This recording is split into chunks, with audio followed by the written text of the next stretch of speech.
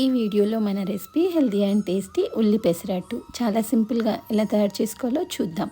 ముందుగా ఒక కప్పు పెసలు, 2 టేబుల్ స్పూన్ల బియ్యం శుభ్రంగా కడిగి తగినన్ని నీళ్లు పోసి రాత్రంతా నానబెట్టి నీళ్లు పూర్తిగా తీసి మిక్సీ జార్లోకి వేసుకోవాలి. ఇప్పుడు కట్ చేసిన పచ్చిమిర్చి ముక్కలు, సన్నగా తరిగిన అల్లం ముక్కలు, కొద్దిగా జీలకర్ర, ఒక గుప్పెడు కొత్తిమీర ఆకు, రుచికి సరిపడా ఉప్పు వేసి బరకగా మిక్సీ పట్టుకొని తగినన్ని నీళ్ళని పోసి మెత్తగా మిక్సీ పట్టి గిన్నెలోకి తీసుకోవాలి. 10 నిమిషాలు పక్క నుంచి వేడెక్కిన పెనం పైన గరిటె పిండిని ఈవెన్గా స్ప్రెడ్ చేసుకోవాలి.